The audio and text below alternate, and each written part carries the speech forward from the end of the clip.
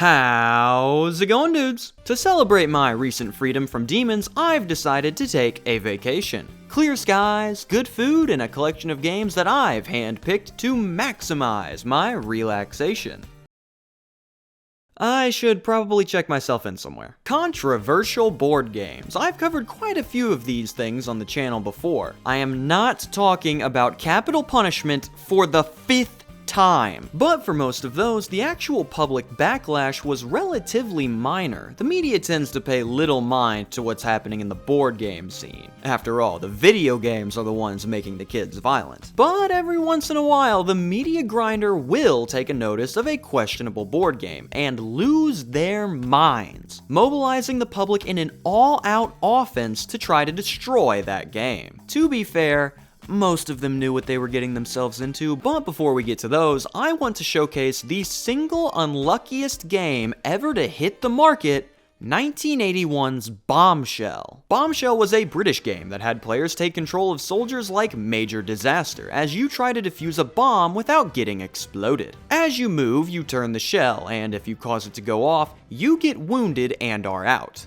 Last soldier standing wins. The game is very simple but detailed. It comes with stickers to customize your bomb and bandages that can be attached to your soldiers so you can show that they are wounded. So there was a lot of effort put into this one for sure. Unfortunately, even though the subject matter was presented in a very comical manner, the British press decided that no, this is where we make our stand. They went after the game and managed to bring quite a lot of negative attention this way, even getting it removed from a couple of stores. But eventually, after they moved on to a new target, the game would slowly begin to recover. And as long as nothing completely insane happens immediately after this, the game is on track to becoming a moderate success.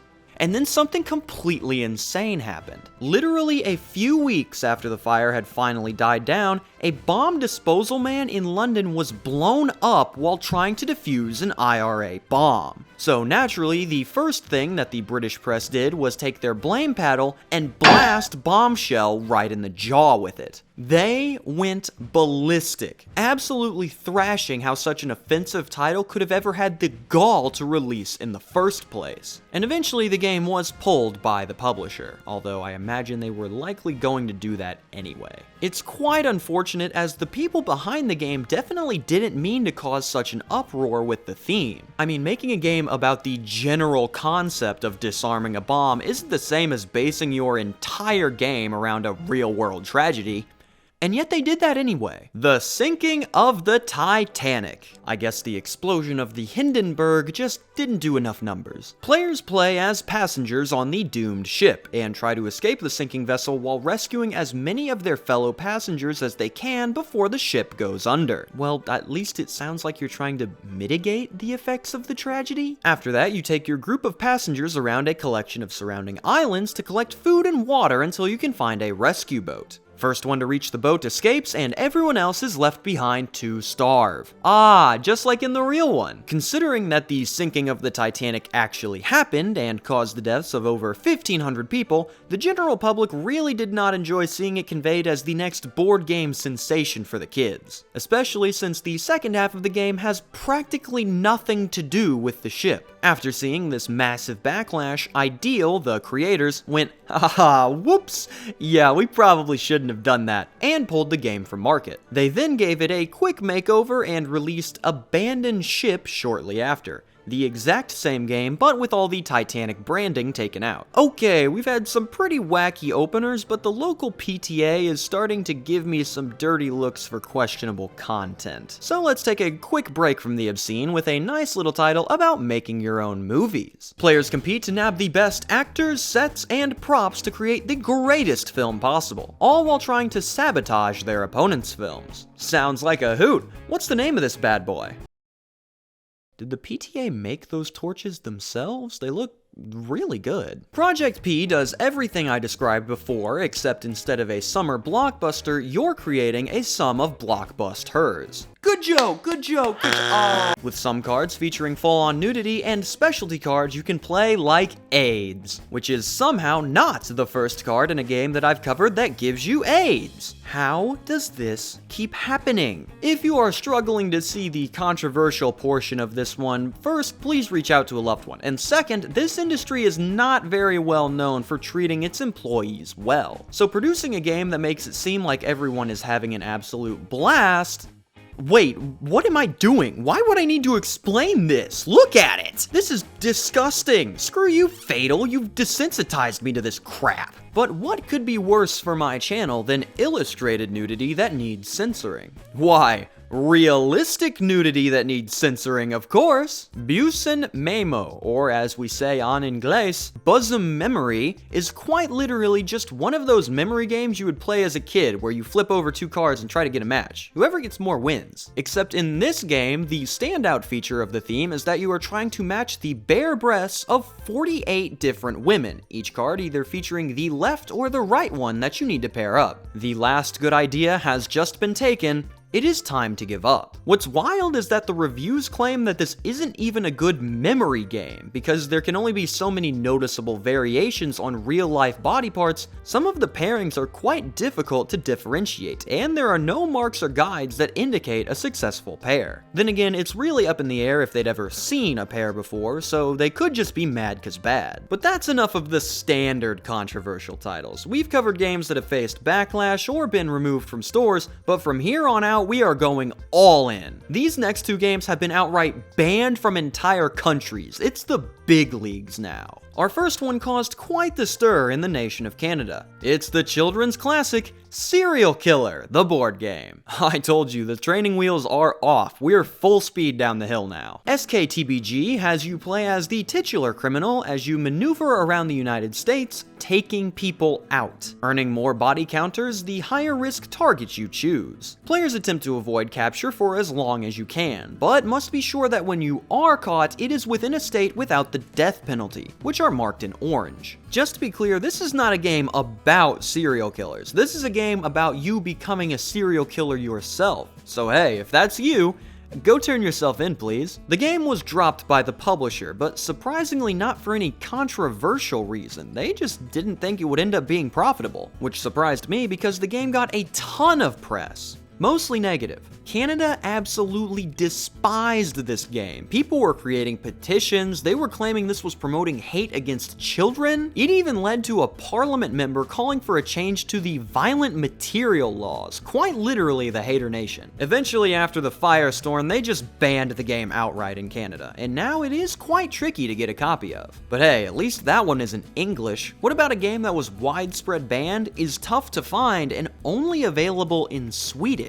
Ooh, all 8 of you are about to go wild. A game with very little information online, but definitely still deserving to be here, Reality. Reality, with the tagline of the most dangerous game in Sweden, just barely managed to beat out Jax for that title, is the 1994 title that sees players take the role of druggies and petty criminals as they try to make money through illegitimate means. The first player to exterminate all the others or earn enough money to buy a one-way ticket to India wins. Your main way of earning money is by completing tasks, with most of them being illegal activities like burglaries or dealing. But there are legal ways to make money as well, albeit very few of them. And while you are dealing, you might start to feel the urge. Luckily for you, you can take your own drugs anytime you want, and just like in real life, they only carry positive effects. The drugs in this game act as a sort of temporary power, like how if you take speed, you will get double your dice roll for a turn, and other effects of that nature. They can also be used to mitigate the negative effects of other things, like slowing the progression of your AIDS. 3, count 'em,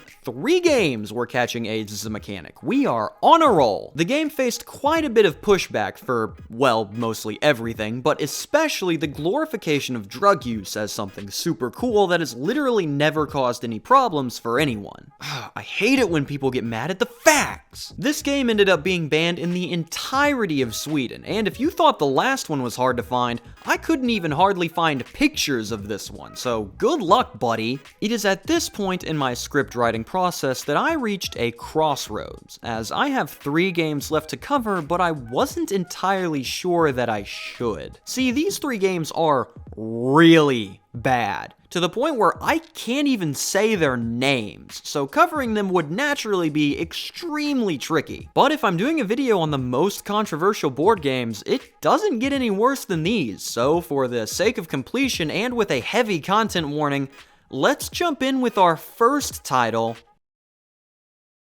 You thought I was exaggerating, didn't you? This thing is a Chutes and Ladders ripoff where players roll dice to move their, pieces and try to be the first one to reach the end of the board. Really starting to regret my decision on this one. There's really not much to talk about with this one. It's a slam piece from the 1910s that steals its gameplay from a much more popular title. Very cut and dry story here. Or is it? See, most would look at this title and think, okay, gonna try to forget about that as quickly as possible, and go on their merry way.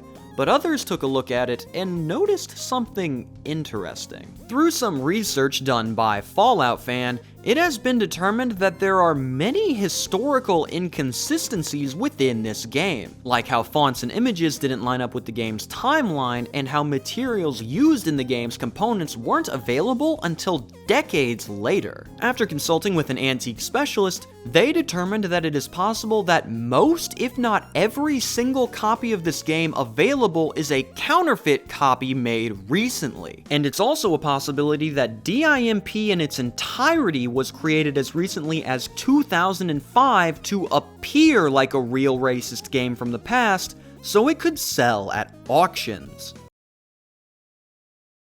Now, this has not been fully proven. The jury is still out on whether the game really existed way back when, but it has definitely confirmed that recent copies of the games have been made due to the production timeline discrepancies. What stinks is that the DIMP mystery pretty much went dark about a decade ago. So unless the game is somehow brought to the public's attention or it is picked up by one of those investigative YouTubers, we will probably never know if this was a real piece of history or if it was created to trick people into thinking it was. Unfortunately, the last 2 games I have follow the same style of game that DIMP is, but these are 100% real. Alright. I've been running around in my head thinking of how I can even present this next one, because I can't say the title, can't show the box, and can hardly describe the gameplay, so I think I've got it. I will give the best description of the game that I can, and then circa fatal, flash the box on screen if you wish to see it. I know people didn't vibe with the first one-frame trick, but my hands are tied on this one. I have no other options. I strongly recommend that you don't try to pause to read it, as you can probably infer what I'll be getting at with this description. This game was released in Great Britain in 1950. Okay. It is a target shooting game that uses a rubber band gun. Okay. You win the game by being the first to shoot the designated number of targets. So far, so reasonable. The targets are little cardboard figures of men. No, wait. And the men are depicted eating watermelon. I have nothing left to say except, yep, that's real, so let's move on. So for this last one, I'm not even gonna bother with omissions. I'm just gonna talk about everything straight up, and if you see a massive cut here, it means it got the video age restricted. So ready? 3, 2, 1. We good? Sick, let's talk about Nazi Germany. 1938. The Germans have not started World War II yet, but the Nazi Party is up to their usual shenanigans. During this time period, a curious little game began to make the rounds around stores. A roll and move game for ages 12 and up that sees you try to collect people and escort them outside of the map to win. Oh no. Its name? This little phrase, which roughly translates to this. No, I am not saying that out loud. What could I possibly say here when this sick, nasty slideshow is telling you pretty much everything you need to know? This game, along with the other 2, could very well be one of the most evil games ever published. But I mean, of course it is. It was developed by the actual Nazis. What do you expect? Except, hold on. I don't recall saying that it was made by the Nazi Party, just that it was made in Nazi Germany.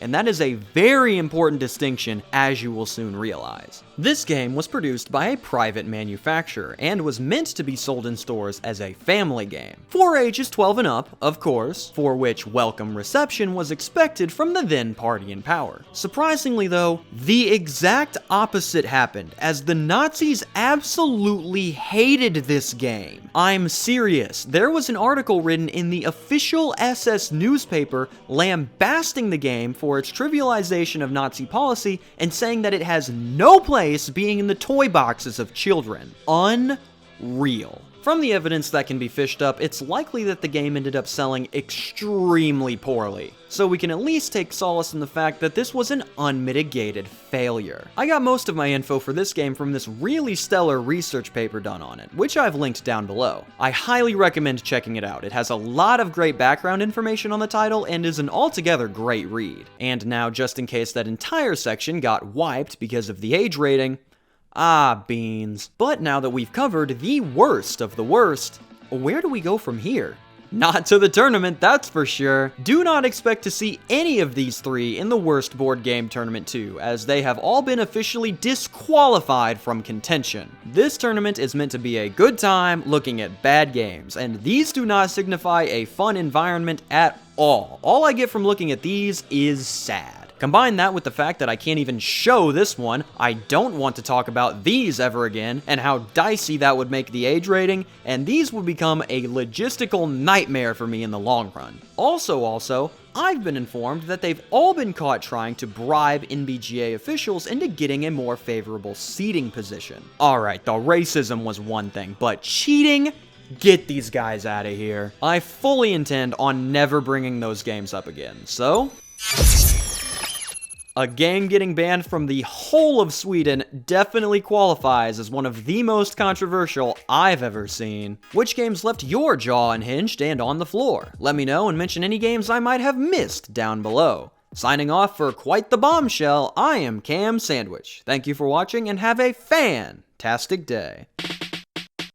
A special thank you to my suppliers, staff, and chefs over at the deli. If you'd like to join the crew, you can take a look using the link in the description below.